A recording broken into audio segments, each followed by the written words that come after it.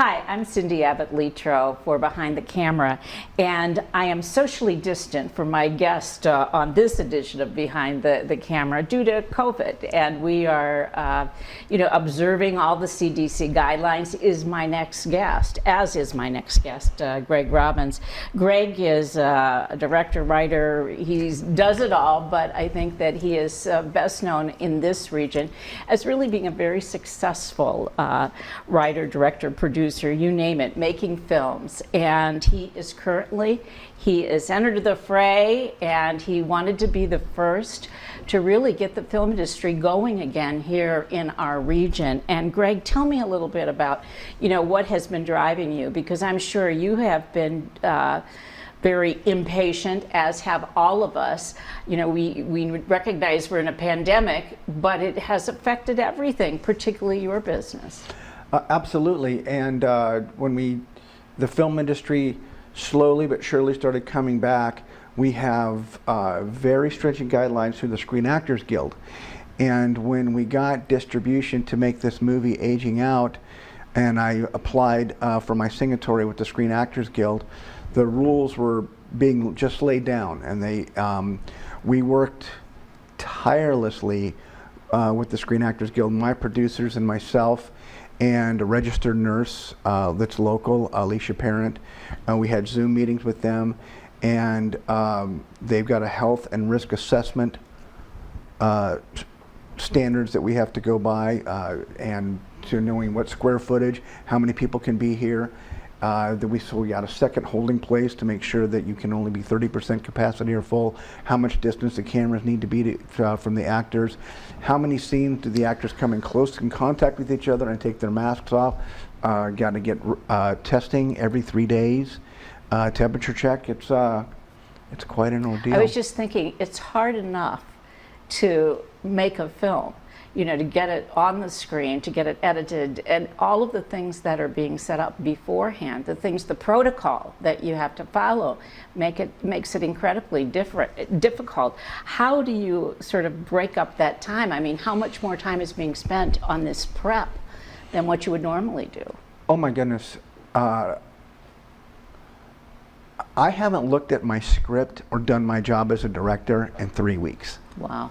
Because of working closely with my first assistant director, Kyle Mecca, and Harry Lipset, our unit production manager, and the nurse, on making sure, and the owner of this house, Dave Corbett, on coming in and making sure that everything is safe and everybody is safe. That's always first and foremost, is that everybody is safe. But now when you add a global pandemic, it's quite challenging. So you are learning as you go along what all the guidelines are. Tell me about, though, you wrote this script during the pandemic. Yes, ma'am. Did you sort of think about how you're going to have to keep people apart, and did that truly affect how you wrote?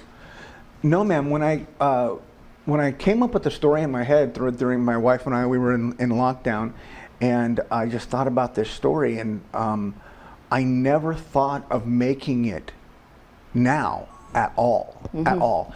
But then when the film, on the news that we were allowed to go back to work, and I was getting emails from the Screen Actors Guild on newsletters and that, I pitched it to a distributor, and crazy enough, they took it. That's great. Well, can you tell me a little thumbnail sketch of what this is about, this sure. film? It's called Aging Out. Yes, ma'am. The movie's called Aging Out. My positioning statement is a little movie with a big heart, and it takes place in an orphanage. An elderly lady has ran an orphanage in this house for 40 years, played by local actress Donna Marie Vaughn. And so in the very beginning, a baby is left on her doorstep. And she raises this baby along with 4 other kids. And on the girl's 17th birthday party, the leading lady is Kendi, played by a local actress, Rachel Henderson. Fabulous actress. She worked for me on Diary of a Lunatic, and I liked her a lot. Grandma falls ill, and on her deathbed, she explains that she did not tell the authorities about her for a year, and she's really going to be 18, not 17. And she leaves video instructions because she knows of her time on Earth is short. And she leaves video instructions of how the older kids can keep her death a secret until Kendi actually turns 18 in 4 days, and she can adopt her siblings. Wow. Now, I heard, and maybe this is wrong, are you actually shooting this in 4 days? Yes, ma'am. We're shooting this movie in 4 days. It's a short film. It's only going to be 45 minutes long, and we're shooting it in 4 days. And when it's that short, I mean, you said you have a distribution coming. Where would you find this? Where would you see this once it's all completed? It'll be on digital platforms everywhere. When I have nothing to do with that. Bridgestone Multimedia Group. Once I hand it off to them, that's their department. But like I said, a lot of things had to fall into place before we did this. One of them was it had to all take place in one location. So having this amazing house, as we never leave this house, even when the nosy next door neighbor is spying on them, played by local actresses Linda Messi and Joe Woolley, they're actually going to be upstairs looking out window with binoculars. So that allows us to, because every time you tear down and set up, that's a company move, and that takes a lot of time. Right. So we're able to shoot a lot more by never leaving this house. You are financing this film, though. Yes, ma'am. You put your own dollars on the line. Yes, ma'am. My wife and I pulled the trigger on this, and we're financing this movie. It's the first time we've ever done anything like this in our lives. How did you get to Western New York? I know you were born in California. Yes, ma'am. And you spent early part of your life, lots of stuff there. You have been a stuntman, an actor, a model, all kinds of things, but you're making your bread and butter now here in this region. Yes, ma'am. I started directing by accident, I think 21 years ago. But before that, I was mainly a stuntman for the most part. And I did a lot of ghostwriting.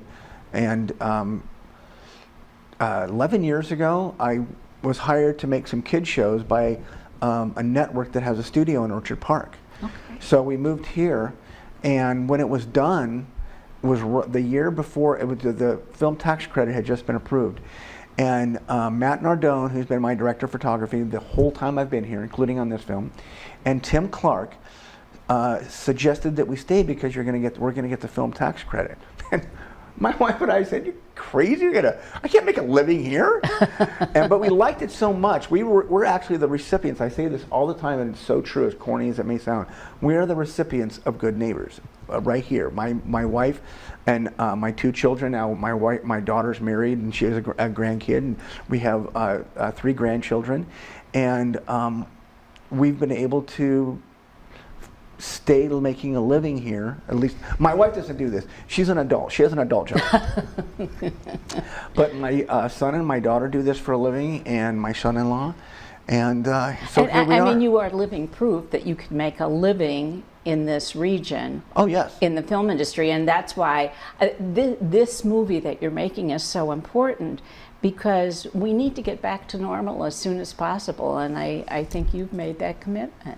Yes, ma'am, and we couldn't do it without our film commissioner, without our mayor, without the people that are behind the driving forces that allow us to do this. We could not do it without that, plain and simple.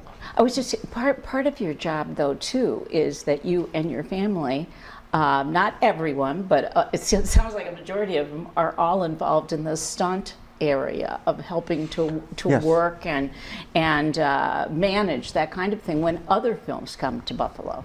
Yes, so I've stunt coordinated 4 films and done stunts in a few others. And my son and daughter and son-in-law have done stunts, a lot of stunts.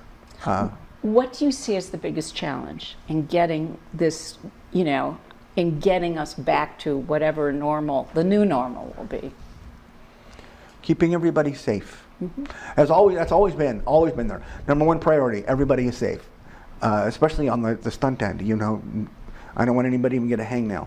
And now when you have this pandemic and then going into the flu season, keeping everybody safe. So we have to be super smart, and my guys and gals are super smart.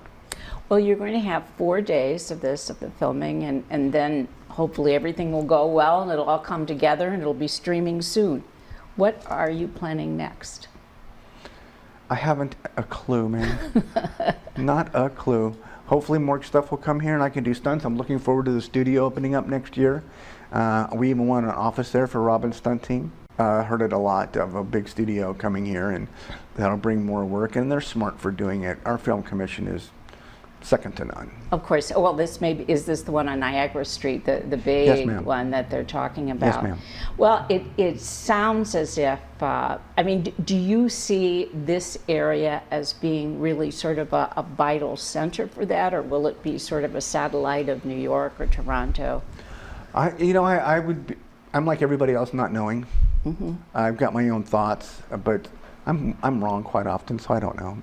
Well, Greg Robbins, thank you so much for being with us, and thank you for having faith in this region, transplanting yourself, and also taking a chance on doing this film. Good luck to Well, thank you. and may you come back and make more movies in this house. It's brought you good luck. Well, that'd be great. Terrific. Thank you. Yes, ma'am. This is Cindy Abbott Letro for Behind the Camera. We'll see you next time.